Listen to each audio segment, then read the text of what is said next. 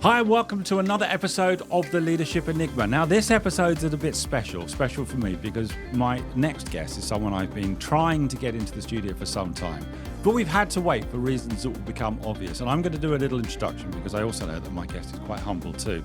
So allow me to kind of lay out why we're having this conversation. So I've got the amazing Max Hill, Sir Max Hill KC, and Max can explain more about that himself.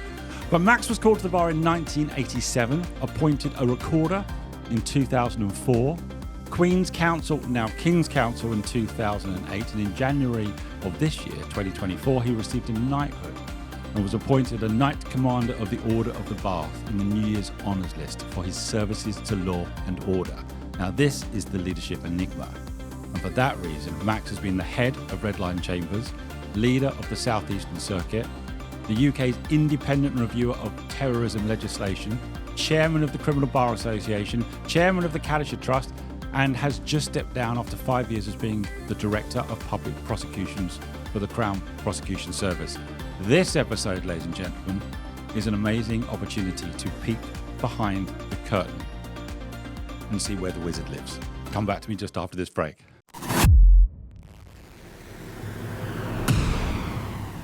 Hi, I'm Adam Pacifico, and welcome to The Leadership Enigma, a world-ranked, award-winning podcast that's insatiably curious as regards what leaders do, how they do it, and importantly, why.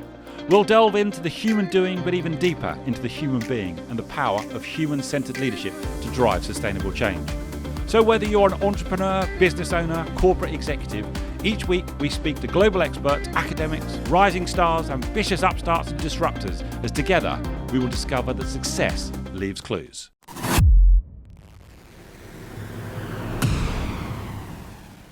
Max, I hope I've done you proud there with that introduction. You did it better than I could have done, so thank you. Do you know what? I missed something.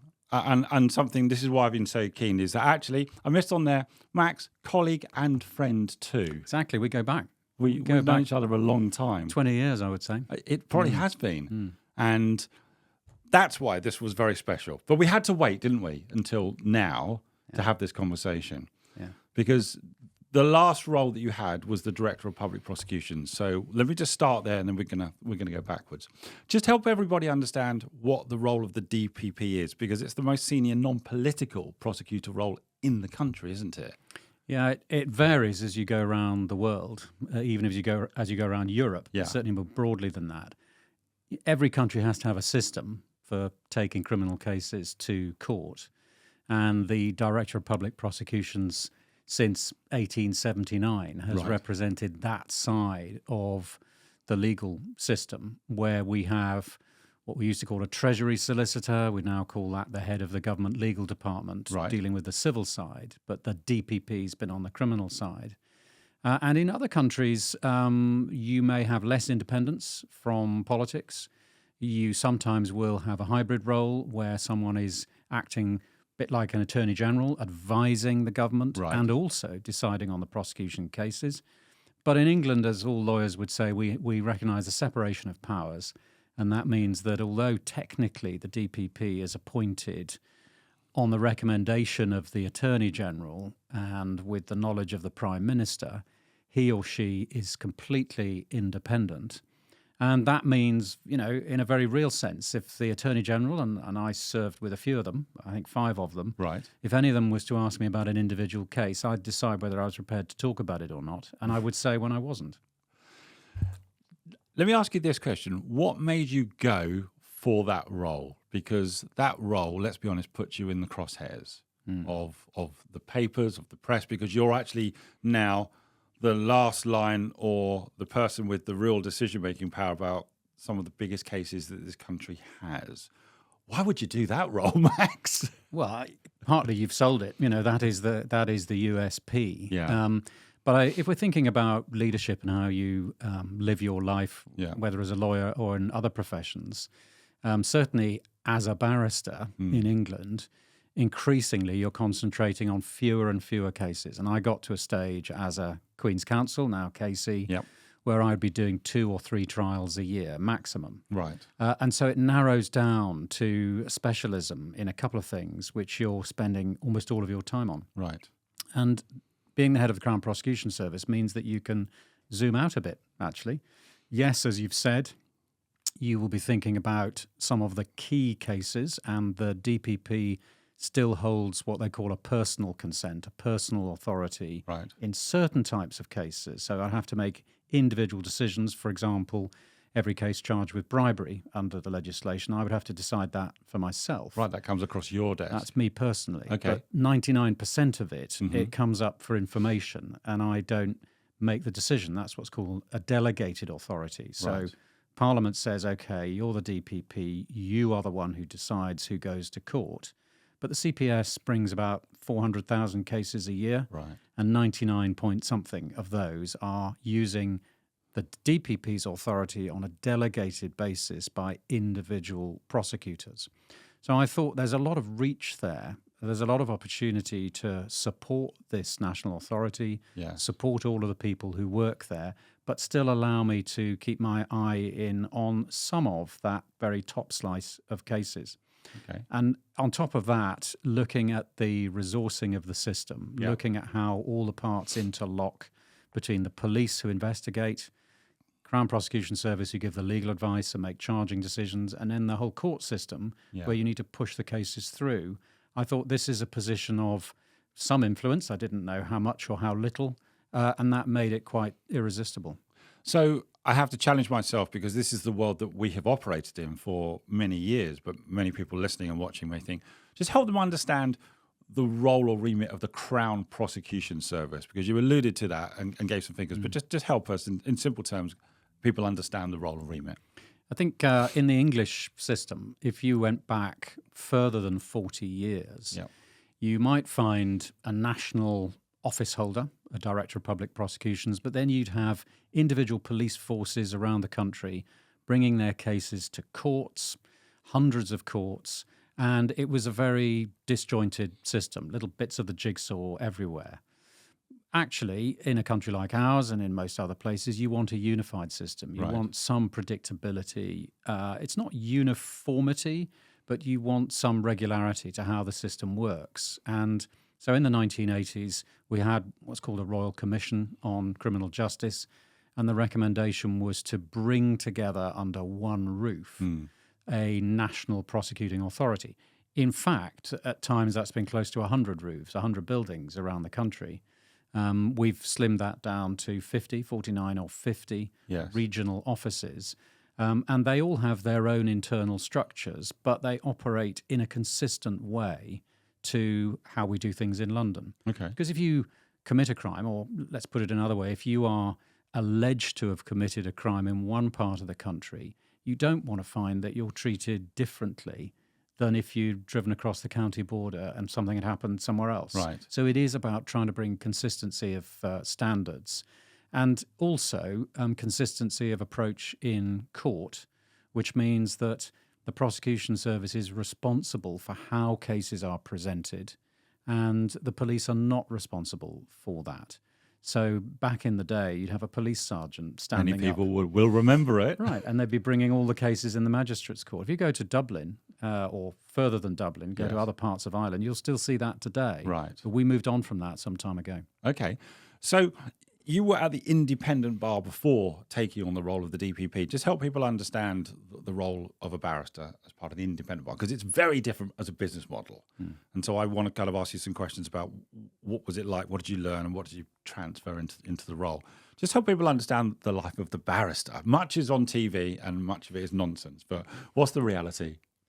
The reality is that, and you know, if you're listening in parts of the world where there's a fused legal profession, there's no distinction between the litigator who puts the case together Yes. and the advocate who argues it in court.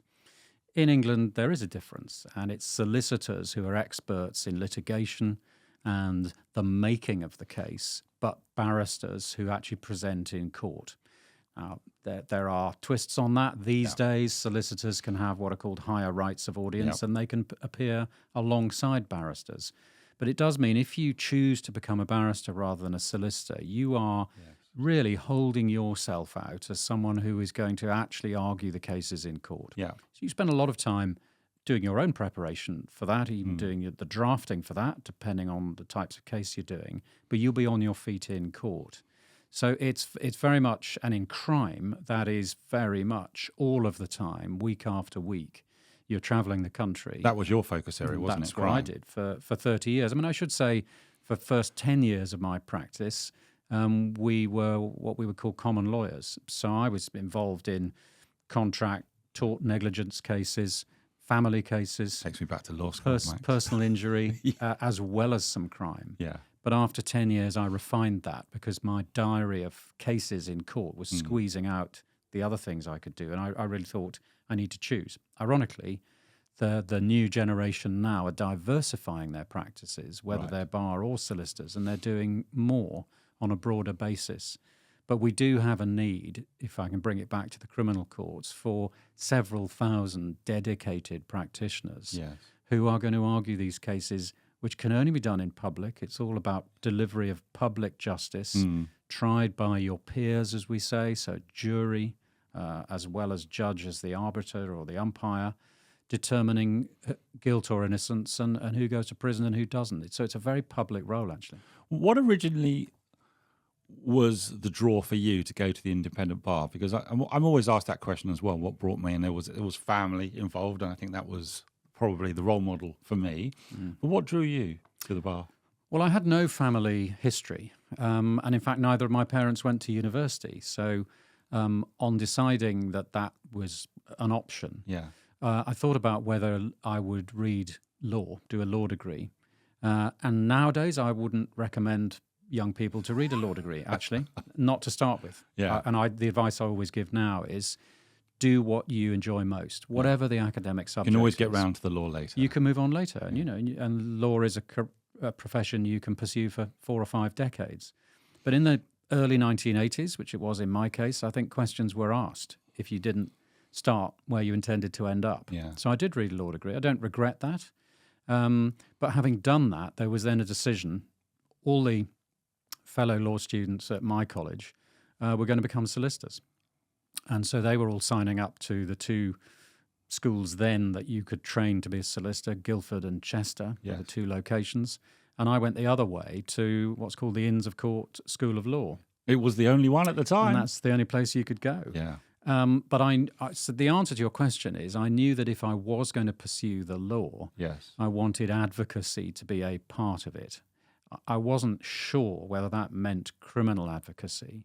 And as I say, I became a common lawyer practicing on a range of fronts. But there was always a court focus. And at the time, you only had that court focus if you were a barrister. You didn't have it if you were a solicitor. So that was the route for me. But I think there are more ways into the profession now than there used to be. So the opportunity to be the advocate in court was the draw. And then you say for 10 years, common law. What was then the draw towards specialising in crime? What was the draw there? I think what I realised is that I was able to articulate what was on paper. And through dipping my toe into the magistrates' courts and then the Crown Court, I realised that I was really fired up by the human element, which you see in criminal cases, the immediacy of the result of justice being delivered.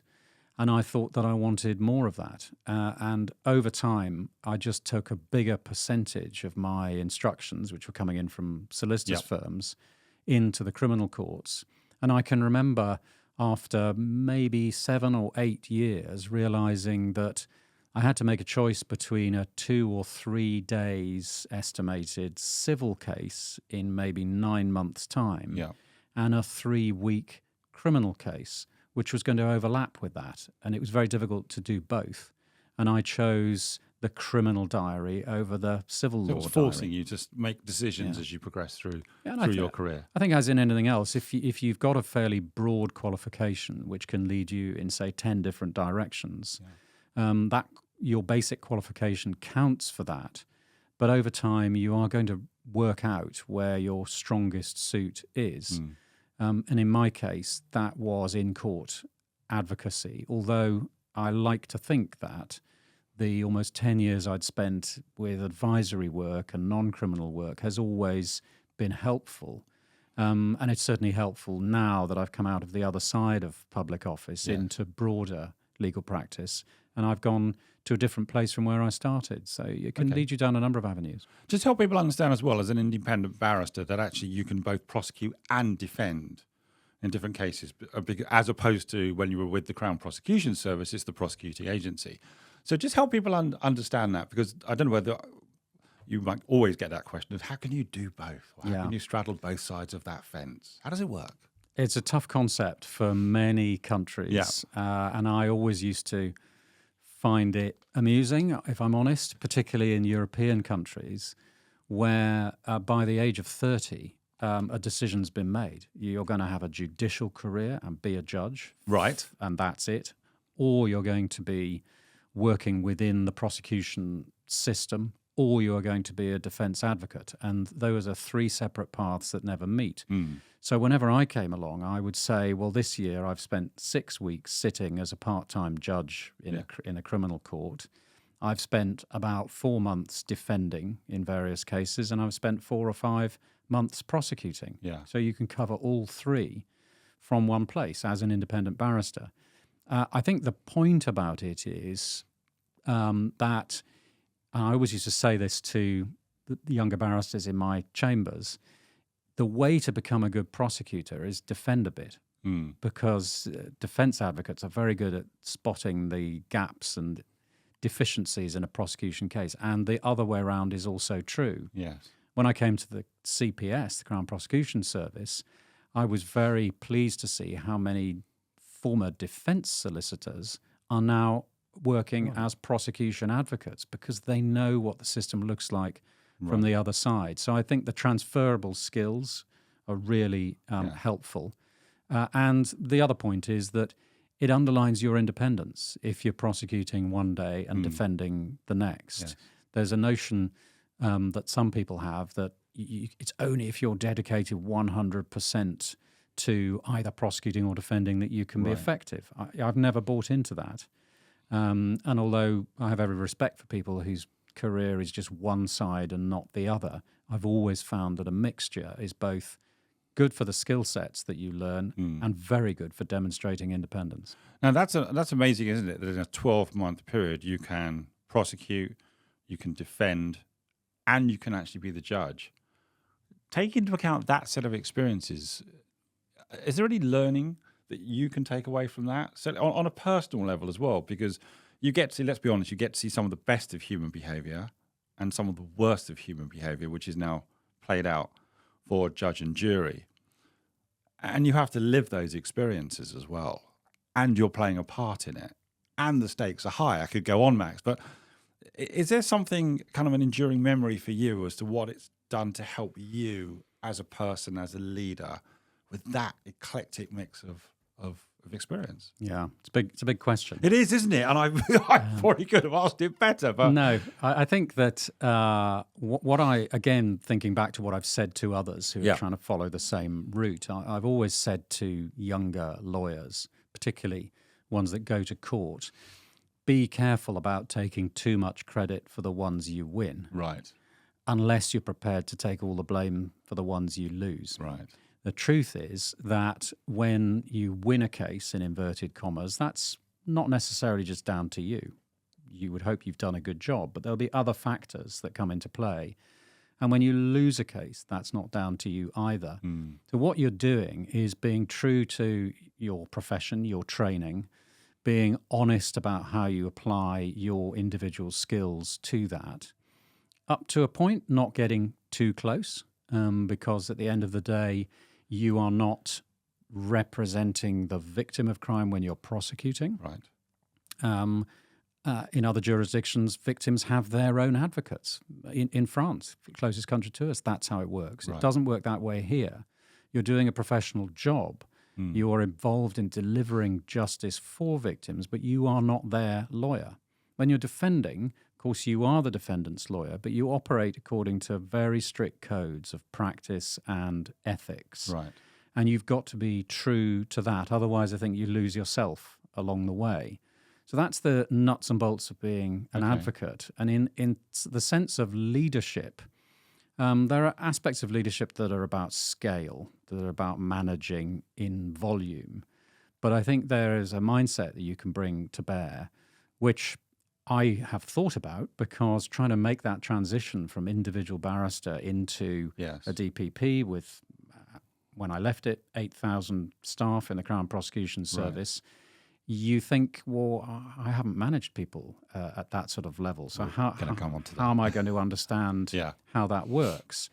I think to answer your question at the moment, though, even if you're operating as part of a very small team, you and the solicitor and maybe a second barrister, the way you go about that, the way that you're inclusive of everybody in the team, the way that you decide where to take the case within the professional rules, they are actually management and leadership skills. And in the bigger cases, as a barrister, there's an awful lot of delegation decision-making that you should make if you're effectively managing the case. Fast time as well. Yeah, it's all quick. It's very much 24/7 when you're operating to courtroom pressures. Yeah.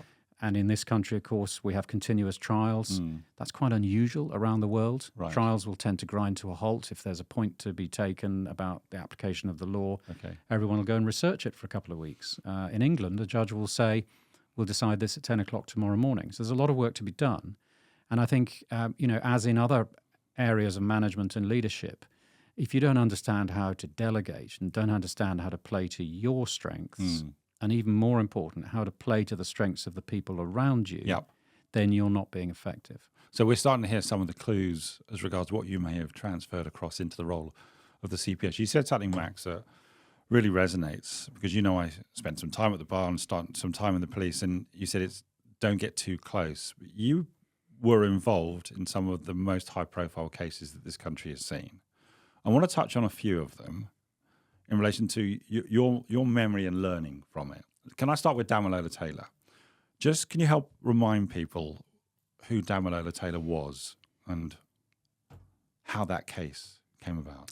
Well, Damilola Taylor, as a 10-year-old boy, being brought up by his father Richard and mother Gloria with several siblings in Lagos in Nigeria, was sent to London, to Peckham, when he was 10 because, and this I'm afraid is tragic, his parents believed that he might get a better education, but he'd certainly be safer in South London than he was in Lagos. Tragically, that didn't prove to be true.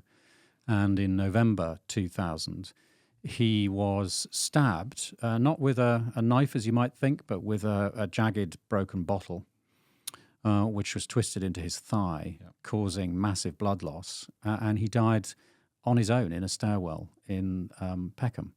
So I remember this very vividly. Yeah, I think apart from the Stephen Lawrence case, which of course resonates on its own, it was one of the most tragic and horrific deaths, as it transpired, of a 10-year-old at the hands of two brothers who were only 12 and 13 themselves at the time. Right. But there was a long legal journey to get to that outcome. Right. Just explain your role in that case for court. So there was an initial case brought in 2001, 2002, which I had no involvement in at all. And the result of that was that the prosecution collapsed when it was realised that a young female witness who was given a code name, Bromley, actually could not have seen what she said she had seen. Right. And that meant that the case really was no longer safe. And so the first people to be prosecuted were acquitted and the case was over. I then got involved in, if you like, the reconstruction. About 3 years later, a legal team and a police team was put together. The lead lawyer wasn't me, it was Victor Temple. I remember. Queen's Counsel of the highest calibre, great reputation, wonderful man in every sense. I learned a lot from him as an advocate, as a trial lawyer. And so I spent the next 18 months with Vic Temple. And behind me was Jocelyn Ledwood, now senior Treasury Counsel, very senior criminal advocate in her own right. And the police officer in charge of the case was a youngish detective chief inspector called Nick Fgrave, working out of Sutton Police Station. Who has also gone on to do very well. And he's now the director of the Serious Fraud Office. Yes. And what we did collectively with a very large team supporting us was to go back to the very first action in the initial police officer's notebook on the night that Damilola died. And it turned out that the first suspects identified for that horrible death were two brothers called Preddy, aged 12 and 13. Right. And after 2 further trials, they were both convicted of manslaughter, and we were all able to give an element of justice to Mr. and Mrs. Taylor, who I have to say were incredibly dignified, going through, in their case, they had to withstand 3 criminal trials before any justice was delivered, which was unimaginably difficult for them. I don't know whether you remember, Max, but I actually came to watch some of the trials. I was in court with you. So I have, again, first-hand memories of parts of this. For most people, this is the stuff that they'll see on TV or in a book. But this is real life, and it's dramatic and it's tragic. How do you operate in that emotionally charged environment for a prolonged period of time, doing the best that you can do, but also in some ways protecting yourself? Because you can't take every case home. We'd go quite crazy. How do you balance that? I think what's true in court is also true in life, and true if you're trying to manage your time or anybody else's time. You take one day at a time. And again, something I've said to a lot of younger lawyers over the years is that however intimidating a case may appear, and some of them are intimidating, just remember that the court day, the public bit of the court day, starts at 10 and finishes at 4. And there's an hour's lunch break in the middle. Yeah. So as long as you can get yourself through 3 hours in the morning and 2 in the afternoon, you have time to regroup overnight. And that's what you do. The next point is that on a major trial, of course, you have a sense of the strategy of the case, the narrative of the case, where you're trying to get to when all of the evidence is in. But it's one piece of the jigsaw at a time, and you're just trying to lay those pieces carefully and make sure that if you're prosecuting, you're doing that fairly, robustly, but fairly. It's not about pulling stunts or using trickery, because every move you make is scrutinised, in the case of the Damilola Taylor trial, to incredibly distinguished defence silks amongst other lawyers representing the other side, Orlando Pownall and Nigel Sweeney, both of them leaders of the Treasury Counsel team at the Old Bailey in their day, one going on to be a High Court judge. So you couldn't get anything past And them. a formidable judge thrown into the mix. Well, 2 formidable judges, Brian Levison, who we now all called Sir Brian, president of the Queen's Bench Division as he was. At the time, he was a High Court judge. And then John Goldring, who also went on to the Court of Appeal.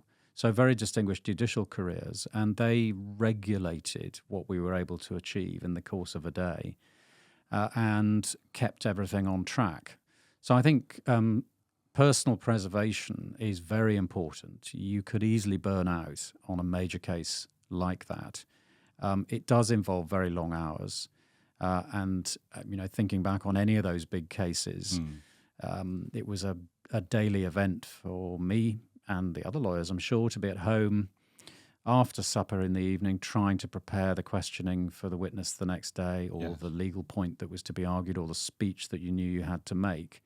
And then you were up early in the morning to get into the job. So pretty exhausting, but it was about always triaging what had to be done, deciding who was the best person to handle which task, and having touch points all the time as a team to ensure that everything was staying on track. I remember Vic Temple, who was a wonderful leader, had great resilience himself. Right. Generally, at about 4:05 every day, after the jury had filed out, he'd pick up one of the water jugs on the bench in court and down the whole lot, just to rehydrate himself so that we could gather and decide what the next day was going to hold. Wow. I talk to a lot of people about communication and how does a leader communicate? And I think a courtroom is an incredible space to try and work out how do you stay authentic, but also modify what you're saying, depending whether you've got a witness, a victim, a judge, a jury member, or the jury. What's your thinking in relation to, you still have to be Max, but your audience can be very different, or your audience can be very mixed because everyone in the courtroom is listening to you and wants to understand every word. Any thoughts on that kind of clarity and simplicity of message when the stakes are crazy high? I think that the specialists with qualifications that I don't have, and maybe you don't either, would say this is where emotional intelligence comes to bear. This is where a number of psychological factors, if you're aware of them, can make a difference. And obviously all of that is right. But what I'd say is when you come into the court environment, and I'd say the same about other walks of life, the temptation is to think there's a way of doing it and there's a way that you have to behave. It's a bit like being a BBC newsreader in the 1950s. There was only one voice, and we can all remember there was what that was. I wasn't alive in the 50s, I should say, but we're not far off. But we know that there was a way of speaking and a way of behaving. But as with newsreaders now, same is true of advocates. You find your own voice. That is the best and most valuable thing you can do. Don't pretend to be somebody else. Find your own voice. And take a personal example. There isn't a voice for the Director of Public Prosecutions. There's just you and your voice for however long you're lucky enough to do it. And that's a 5-year term. So it's about bringing your voice to the role rather than allowing the role to overtake you, because then you're not being true to yourself and you're probably not doing a good job either. So I think that you have to have a core understanding that there isn't a perfect way of doing things. There is your way of doing things. And as long as you maximize what you're bringing to bear, you are doing a good job. Whether it's good enough in the eyes of others isn't something you can always influence. So don't worry too much about that. Be yourself. Okay. Before I move on to another case, Damilola Taylor, what's your strongest memory from those two trials? I think it was the unusual things that happened. Go on. And in any trial, but in a major one like that, you apply an intense focus to a few hundred square meters in a particular area of London. Yep. The police literally comb the streets, CCTV, telephone footage, anything else they can find to bring to bear in the courtroom literally everything that was happening in the final moments of this poor little boy's life. And in that case, as in other major cases, that leads you to some fairly strange happenings. Some of the people who came into court really didn't want to be there. Right.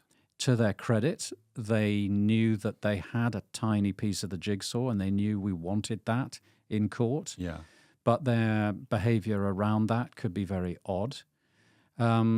Equally, there were individuals on the street or around Damilola at that time who were not then what they are now. Example, John Boyega, whom everybody knows, was one of the last people to see Damilola Taylor alive. Because I didn't know this. They were school friends. Right. And I remember the statement of John Boyega being introduced in the trial. And nobody then, him included, realised where he'd be 30 years later. So there are things like that which you only realise with hindsight. And there are odd events, individuals who were complicated, who, for want of a better phrase, brought a lot of baggage to their little bit of the case, which we would have to try and find a way through, allowing the other side, the defence teams, to explore or exploit the oddities, but in a fair way, not an unfair way. Right. So when I think back on it, what's in my mind right now are a series of days that you plan as much as you can, but which don't quite go as you envisage. And it's about trying to pick up, deal with the next problem, and then move on to the one that's about to occur. Right. So that's what stands out there, as well as, obviously, the moment that a jury said the word guilty, which is what we've been working for a very long time. How long was the jury out? Do you remember?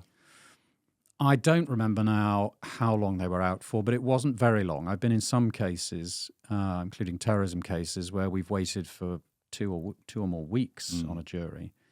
In this case, it wasn't that. Right. So my guess would be day 2 or day 3 of the jury's retirement. But that time drags when you're waiting for a jury. Well, you're telling me things now, Max. I didn't know either in relation to that. So I'm grateful. Let me move on to another incident that many of us will never forget. I certainly won't ever forget where I was on 7/7 as we started to become aware that there were multiple detonations across London, 4. And then there was an event on 21/7, which we'll call the fail suicide bombings at that point, which you were also involved in, and the inquest into the deaths of the 52, I think, Londoners who lost their life at 7/7. So let me start with 21/7. Tell us what happened. Remind us again what happened on 21/7 and how you became involved in that. So along with everybody else, I was impacted by the 14 days after 7/7 when there was really heightened security, remembering even armed officers at tube stations in case something happened. Yep. And quite understandably, the point came when that was withdrawn and London was trying to return to normal. And that happened either on the 21st or the 20th. It was very close to the second incident. And whether by design or by coincidence, it's hard to say which. 4 individuals entered the underground system and tried to replicate what had happened 14 days before. On 7/7, it was 9 o'clock in the morning. 21/7 was between midday and 1 o'clock. But 4 totally separate locations, 4 detonations. All 4 of the bombs went off. Yes. But on this occasion, only what's called the primary explosive fired, which will be a few grams of highly explosive mixture. The 5 kilograms of the main mix of the bomb didn't ignite as a result of that primary explosion. Thank heavens. Absolutely, thank everything for that. And what you see, and there was CCTV footage on one of the trains, was the bomb mixture on the floor of the tube carriage with the remains of a rucksack around it and the bomber standing over it before he tried to flee.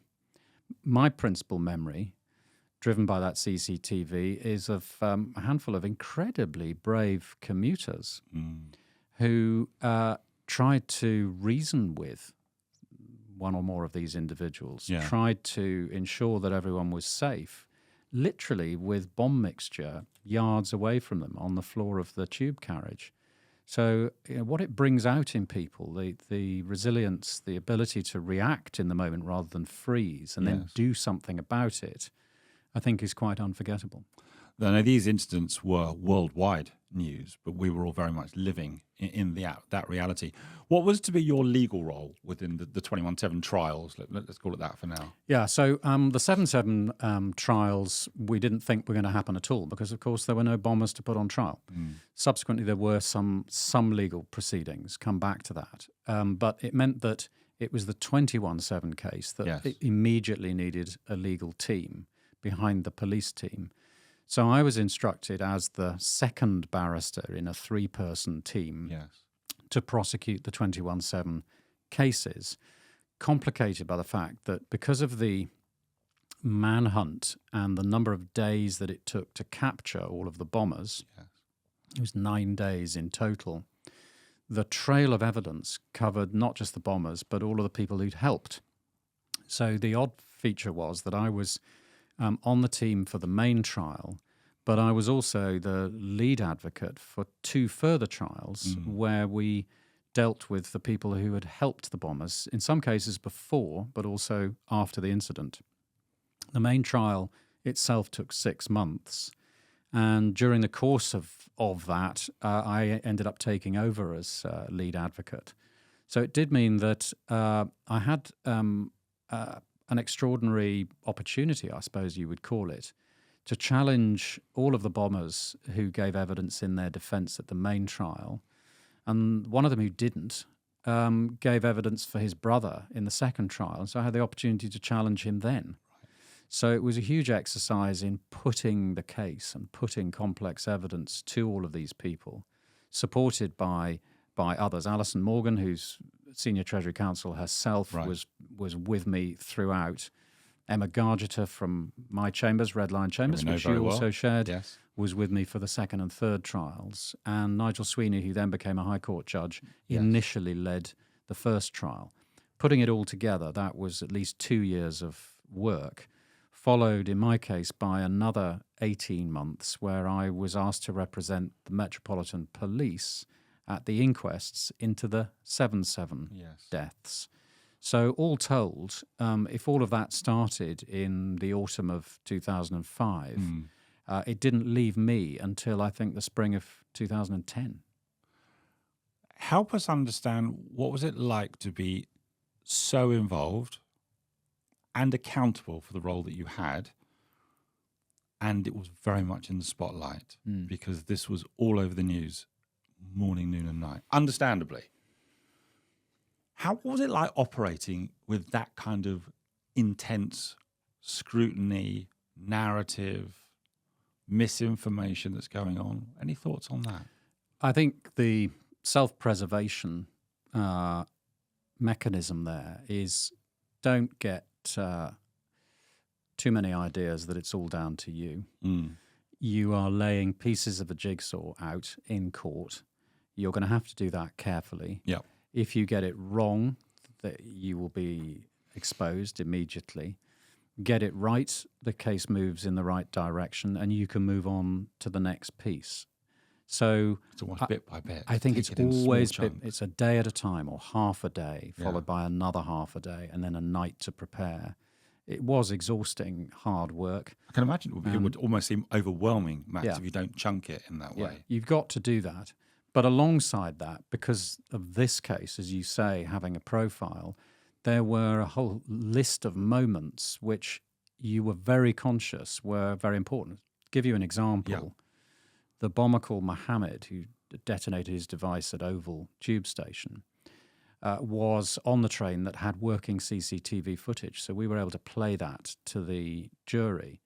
And at the moment that he made the contact to detonate the device, he turned his body so that the rucksack containing 5 kilograms of explosives was immediately over the head of a small child in a buggy on the train with his or her mother. And this was all captured on? And that was captured on CCTV. So I realised that it was my responsibility to try to get across to the jury in court what that meant and what must have been in his mind. And my allegation to him was that this was his murderous intent, starting with a child. And how on earth did he think that could be justified? So putting that to him, as you say, in the glare of publicity, was a key moment. Right. And I was conscious of trying to do it without performance or undue emotion. How? But how do you? Well, I think you can't you're miss... a father as well. Yeah, you can't miss the significance of it. So you've got to be human about it, but not sensationalist. There's a fine line, I think, between being sufficiently human and not being sensationalist. I hope I got that right, but that's for others to judge. Okay.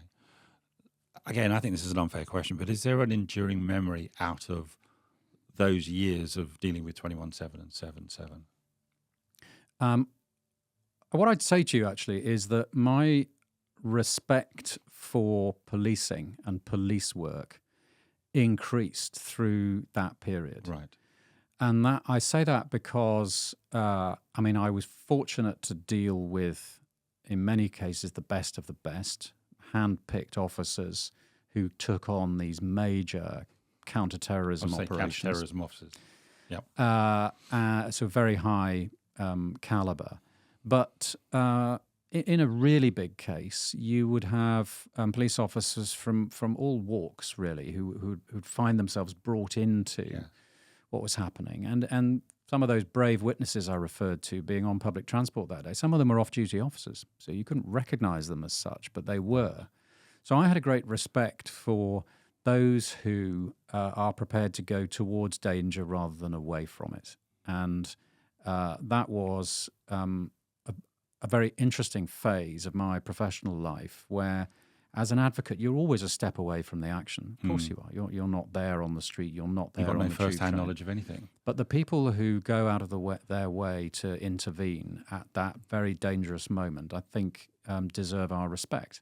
There are problems in policing, and some very significant problems in policing, which we might come on to, talking about the CPS years. But I had a growing sense of respect for people who worked so hard out of the limelight, actually, to put those cases together. There must have been a huge sense of accomplishment as well, Max, really. Take into account you are consumed in many ways for many years with those cases. Do you feel a sense of accomplishment as well? Yeah, to the piece that you played? Of course I do, but it wasn't something I looked for.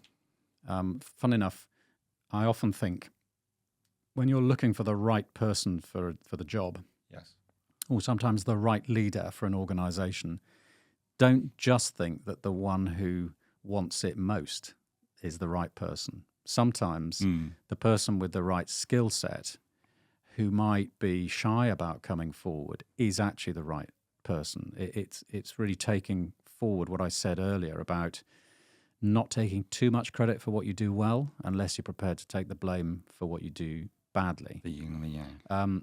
In my case, I was not looking for a career in terrorism casework. And in fact, I didn't think I'd have one. I had a terrorism financing case in 1999, which was a singular event. But apart from that, it was the real IRA bombing campaign in London and Birmingham in 2001 that was my introduction to terrorism. Right. And I wasn't the first choice of junior counsel on the team, but I eventually came into it. And when that finished, I thought, that's terrorism for my career. There'll be nothing else. And I didn't realize then that with the advent of Al-Qaeda and then so-called Islamic State, actually, this would take me all the way through to 2018 and has become, with hindsight, a major chunk of my career on which I do feel a sense of accomplishment. But I was never looking for that from the outset. But it was a pivotal moment in your career, wasn't it? It was a turning moment to be instructed in a terrorism case, which was something in which very few people had any experience. I gained some through that case, and that pushed me up the list for consideration when the next one happened. Let's talk about, I mean, we've just talked about a couple of cases of many, many cases, Max. What did all of that do to prepare you for the role that you were going to take on as the DPP? And now you're going to be the leader, the figurehead, very much in the public eye of now, I think, 8,000 people who are charged with the duty of prosecuting all the cases within England and Wales. Right. How did you get ready for that role? Well, little known fact, I applied twice. Okay. And the failed application first time round was good preparation for second time around. Oh, there you go.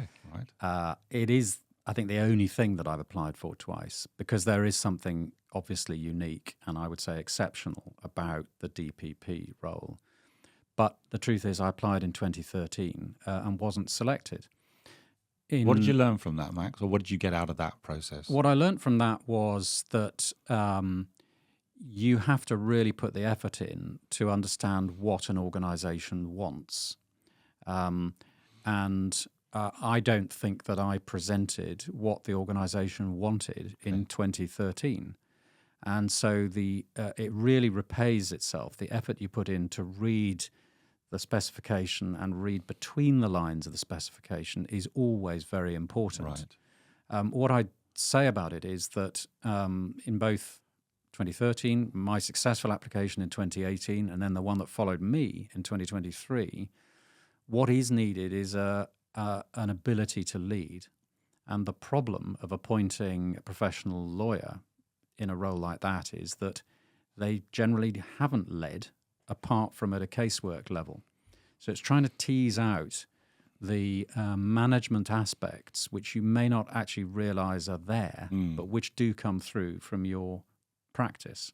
In my case, what I failed to demonstrate in 2013 meant that I had 5 more years. And actually, they were 5 incredibly lucky and valuable years, 2013 to 18. I was the head of my chambers, which was a form of management role.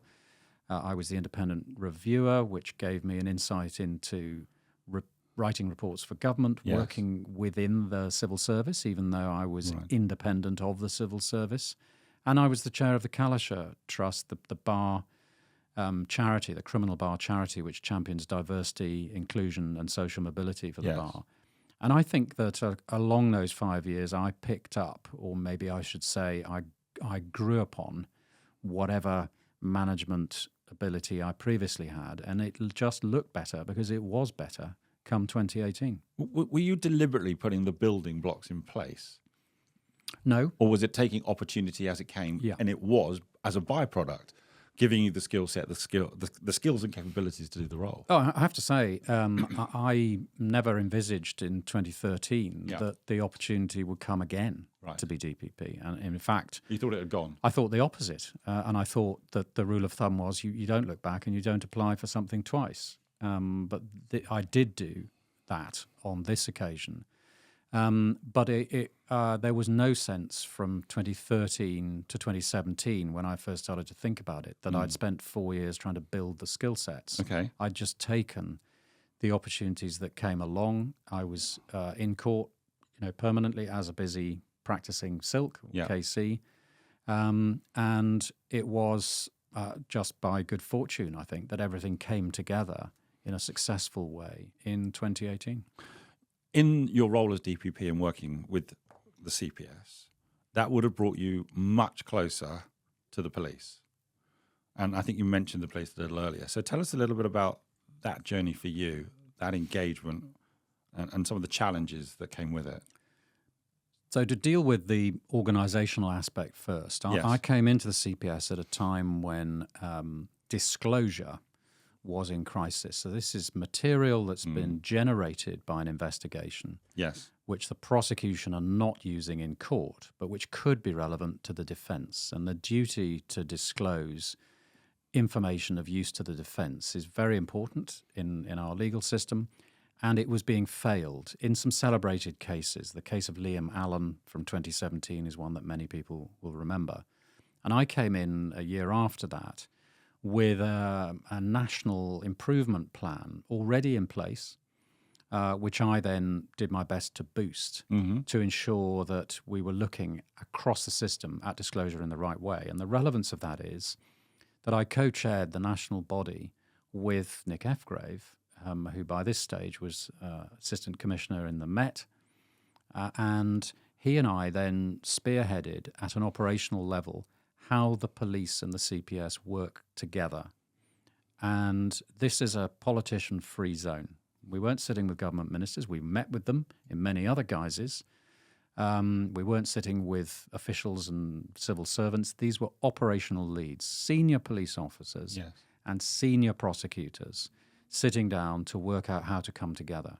And where we started that with disclosure, we moved on to rape and serious sexual offences, where there was a bad need to improve what we were doing collectively and singly. And we then also embraced case progression, as we call it, trying to just get cases through a very crowded system, and charging and what you need to demonstrate in order to fairly charge a case. So all of that was about coming together with the police at a national level. Right. And neither Nick Efgrave or I could meet every police officer, but we could show through our leadership model what operational improvement should look like. And we renamed this group the Joint Operational Improvement Board. Right. And that's what it was there for. And I came into that with the healthy respect for frontline policing that I'd learnt through years of practice. That's something that I've never lost, but I have to say that across my 5 years at the CPS, there were things uncovered which, although they didn't lead, in my case, to a loss of respect for the police, nor should that happen, do show that there are some fundamental issues. And I'm obviously thinking of Sarah Everard and the off-duty police officer who abducted and murdered her, and everything else that has followed from that, which shows that there are problems at the heart of policing which need to be resolved, because we must have police forces nationwide who earn our trust and confidence, just in the same way that my task at the CPS was to improve the trust and confidence that the public hold in the prosecution authority. You've mentioned so many items that were of critical importance to how the CPS works, how the criminal justice system runs: fairness, integrity, justice. If you get these wrong, they end up on the front pages, Max. So let me ask the question for any leader, any person watching this and think to themselves, I'm running a business, small, medium, or large. How did you go around deciding what your blue chips were, your priorities, the things that you could have an impact on in the time frame that you had, which is 5 years? How did you go about even trying to understand where to start? And obviously I couldn't drive events, and like the rest of the world, I couldn't dictate when COVID was going to come along. There's that as well in the mix. It was how we dealt with it, rather than us being in any position to expect that. Yes.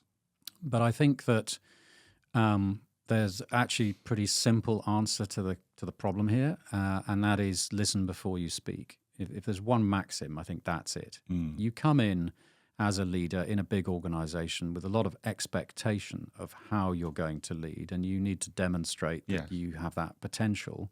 And that means you have some ideas on what the themes will be. For me, building on trust and confidence, building a better reputation in the heart of Whitehall, given that actually it was central government who needed to be persuaded to fund the CPS. Right. Building on our international casework, which has become increasingly important because crime knows no borders. No. And also working with the men and women in the CPS and giving them a sense of confidence and purpose. And that's where the listening comes in. So I hope that, looking back, I didn't spend too much of my time just dictating what was going to happen, or where I did make choices. It was only after I'd listened first. And I think that the people aspect of leadership was so important here, and I'm sure other leaders would agree.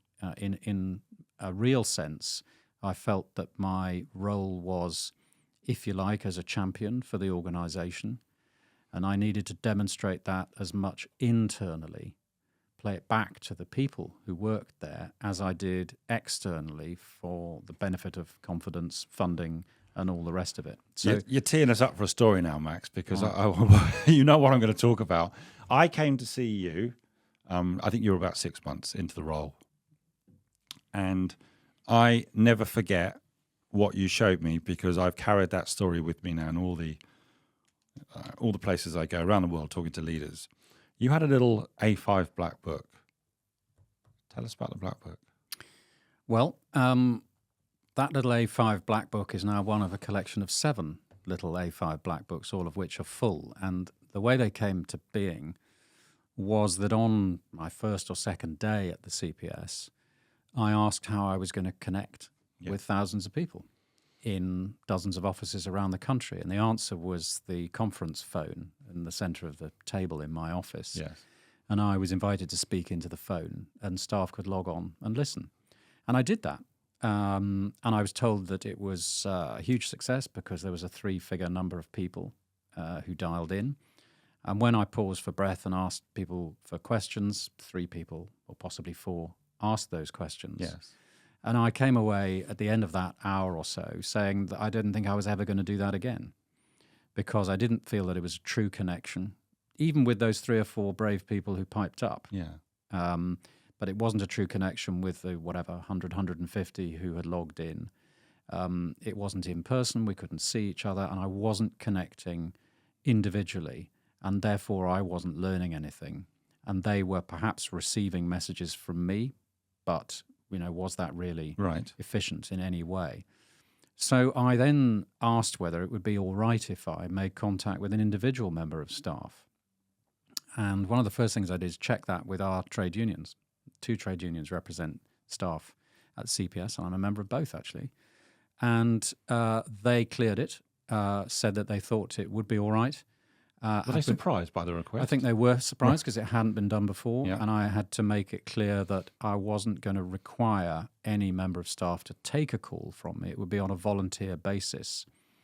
And then with my own private team, we engineered a situation where we would put slots out to tender around the organisation and invite people to put their name on the list. And so when you came and saw me 6 months in, there were about 100 entries in that first little black book. I remember all the Post-it notes sticking out. Yeah, and those entries were, in each case, 15 or 20-minute call, which was literally one-to-one. They were audio in those days, but they were literally one-to-one. I was Before Zoom. Yeah, and before Teams as well. Yeah. So I was in my office, and I would always give a guarantee that no one else was listening. And we just talked, and I learned things about individuals, and I learned things about the organisation that I think would have been very hard to gather. It wasn't just sort of short-circuiting leadership and management levels within the organisation, but it was allowing me to see what people really thought. Sometimes people would have complaints, but actually 9 times out of 10, they didn't have complaints. They wanted to just tell me about their experience, and I learned a lot from that. Right. So where there'd been possibly 90 or 100 of those calls when you came to see me, by the time I left the CPS, it was 625. Wow. Am I right in thinking that there were people who have worked for the CPS for over 2 decades and had never spoken directly to the director? Yeah, I was surprised at the number of times that people would say, you are my 8th DPP, but the first one I've ever spoken to. Wow. How did that feel? Well, that felt good. I don't, and I haven't at any stage criticised other people's ways of going about. This was your doing style, a job, though. but it was your authentic way of connecting with people. I found it a boost to every day. I would tend to make those calls at 9 in the morning, Yep. And then we both get on with our day, wherever that was. During the COVID years, I thought it was I'm trying to forget a those huge boost. Because what happened was we had Teams technology, a Teams channel on our laptops, but the cameras weren't enabled for security reasons. We didn't want. Oh, right. We generally don't want prosecutors to be identified as individuals. Right. So in March 2020, there were 5,000 laptops carried home by members of staff and switched on from home for the first time, and only one of those laptops had an enabled camera, and that was mine. Right. Because I was identifiable anyway. Right. But I was pushing the technical teams to enable everyone else's cameras because I frankly got bored of looking at myself on the screen. Hundreds of people, Yeah. no one. And it only took a month to enable that. And so from that point on, those one-to-one staff calls were audio-visual, and that added another element, which I thought was so valuable. And by the end of my time, I would be able to walk into one of our buildings, people would gather, Yeah. and if I asked for a show of hands on who'd met me individually, there'd be an awful lot of people. Whereas in the early days, I'd ask that question, and there'd be no hands going up or possibly one in a crowded room. So it had a real purpose for me, and I hope they got something out of it, because I certainly did. We can talk about the CPS years, or I'm actually going to ask you to think about an incredible career that you've had, and it's still going, and we'll come on to that in a moment. What's your proudest moment? Is there a really proud moment that stands out for you in all that you've done and achieved? I'm not sure whether it's a moment or a theme, but what I'm going to say is that coming in to manage a large place for the first time, I was really struck by the fact that in the 8 years before I started at the CPS, the annual operating budget of the whole organisation had been cut by 44%. Wow. And the head count had been cut by 30%.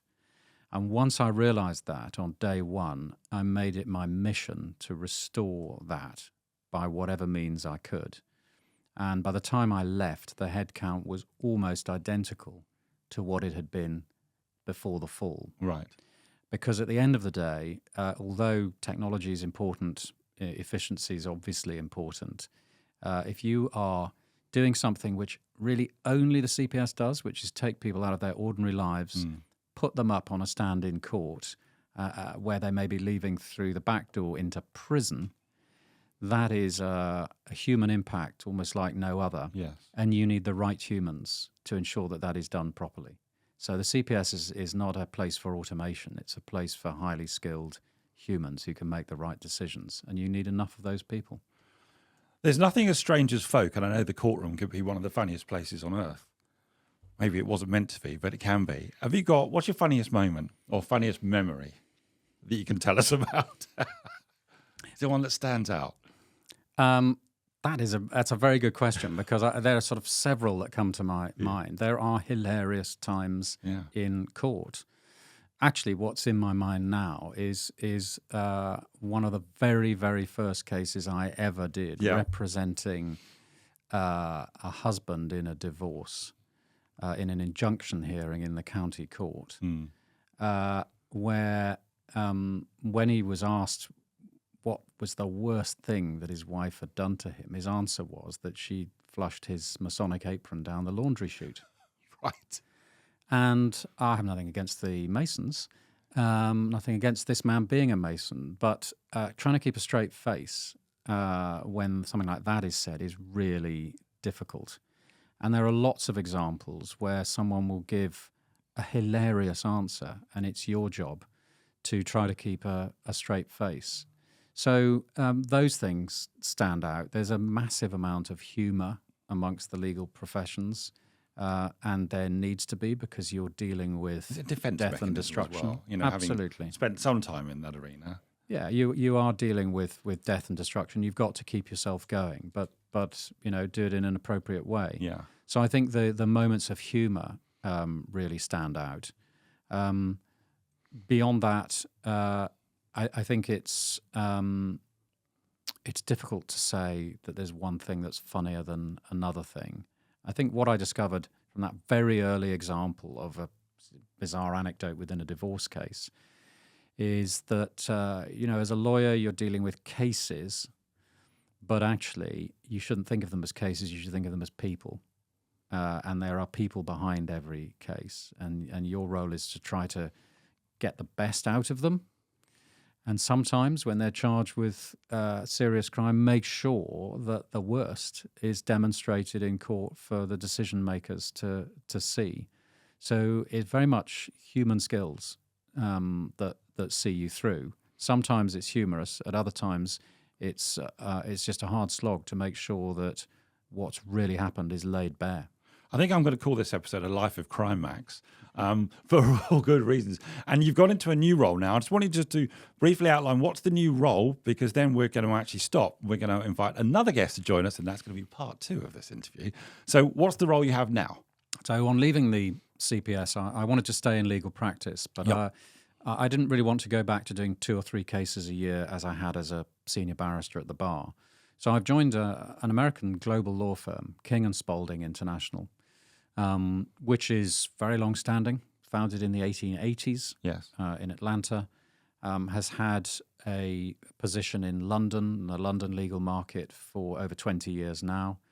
And so I'm senior counsel and policy advisor with King & Spalding in their London office, where a lot of what we deal with you could call economic crime, but it's at a corporate level. It tends to be investigated and then dealt with by disputes in the civil courts or commercial courts. But a lot of the underlying conduct is what I was dealing with at the CPS at the organised and economic crime level. Right. Max, I'm going to break it there because we're going to go into part 2. So if you're listening, if you're watching, I could talk to Max for hours. So I hope we've pulled out some great bits there. Come back to in part 2 because we've got Tom Sprange, KC with us as well. So I think we'll delve a little bit more into what you're doing and all thoughts leadership. Max, thank you so much for coming to the studio. Stay with me because we're doing another one right now. Thank you. Pleasure.